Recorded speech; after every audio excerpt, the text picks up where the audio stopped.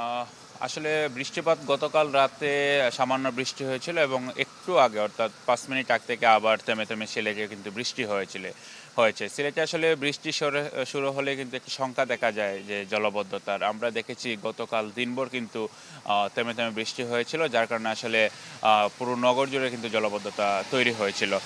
এবং আমরা গতকালে দেখেছি বেশ কিছু এলাকা থেকে কিছুটা পানি নামা শুরু করেছিল এবং আজকে গতকাল রাত্রে যেহেতু তেমন বৃষ্টিপাত হয়নি, নগরের অনেক জায়গায় কিন্তু আসলে পানি নামা শুরু করে দিয়েছে। এবং গতকাল সিলেট সিটি কর্পোরেশন কিন্তু জরুরি বৈঠক করেছিল। তারা বলেছে যে তারা সব রকমের প্রস্তুতি নিয়েছে এবং সিলেট সিটি কর্পোরেশনের সকল কর্মকর্তা কর্মচারীর ছুটি ইতিমধ্যে বাতিল করা হয়েছে। এবং সেখানে মেয়র আসলে ঘোষণা দিয়েছেন যে কারণে আসলে সিলেটের জলাবদ্ধতা তৈরি হয় সেটা হচ্ছে নদী খননের অভাবে।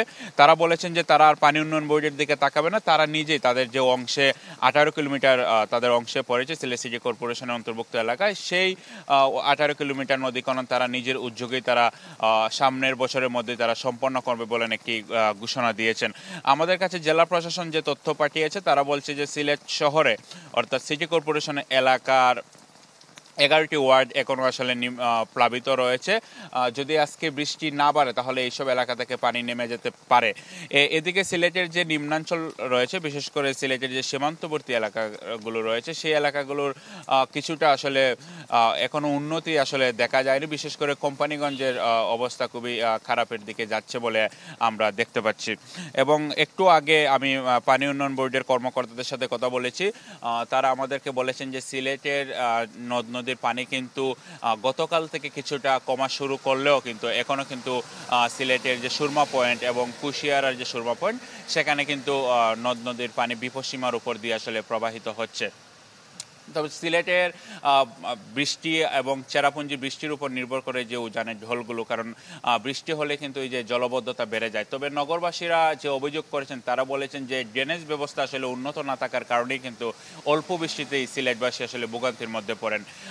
আশা করা যাচ্ছে আজকে যদি বৃষ্টি না হয় তাহলে সিলেট শহর থেকে যেসব জায়গায় জলবদ্ধতা তৈরি হয়েছিল সেই সব জায়গা থেকে পানি নামা শুরু করে দিবে।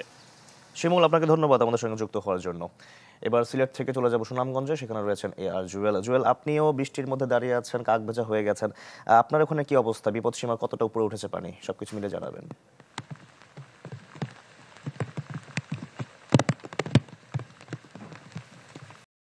নগদের কাছে সব গ্রাহকই প্রিয়, তাই তো সারা দেশে ক্যাশ আউট চার্জ সবচেয়ে কম। শাকিল, সুনামগঞ্জের বন্যা পরিস্থিতি যদি আমি বলি, তেমন একটা উন্নতি হয়নি। নদীর পানি অনেকটা কমেছে, তবে শহরের বেশ কিছু এলাকায় এখনো পানি আছে। সুনামগঞ্জে সুরমা নদীর পানি বিপদসীমার এখন 40 সেন্টিমিটার উপর দিয়ে প্রবাহিত হচ্ছে, যেটা গতকালকে 67 থেকে 68 সেন্টিমিটার ছিল। সেই ক্ষেত্রে কিছুটা নদীর পানি কমেছে, তবে যেহেতু আজকে ভোর থেকে আবারও বৃষ্টি হচ্ছে, সেইটা একটা ভয়ের কারণ। এবং বৃষ্টিপাত এবং উজানের দল কিন্তু এখনো অব্যাহত আছে, যার ফলে সুনামগঞ্জ শহরের পানি একদিকে কিছুটা কমলেও কিন্তু অন্যদিকে পানি বৃদ্ধি অব্যাহত আছে। এবং আপনাকে যদি শহরের বাইরে পরিস্থিতিটা বলি, সুনামগঞ্জের যে তাহিরপুর, ছাতক, দোয়ারা বাজার, বিশ্বম্বরপুর সহ কিন্তু ওইসব এলাকা এখনো লাখো মানুষ পানিবন্দী আছেন। এবং ছাতকের কিন্তু এখনো পানি বিপদসীমার 160 সেন্টিমিটার উপর দিয়ে প্রবাহিত হচ্ছে।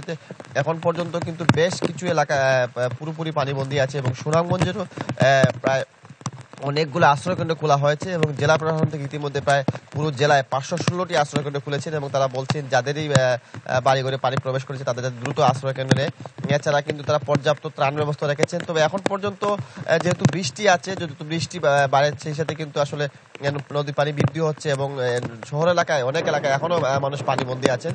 যদি পাহাড়ের জল না কমে তাহলে আগামী 24 ঘন্টা আসলে আর একটা ভয়ের কারণ। তো সব মিলিয়ে এখনো সুনামগঞ্জের বন্যা পরিস্থিতি খুব একটা উন্নতি হয়নি।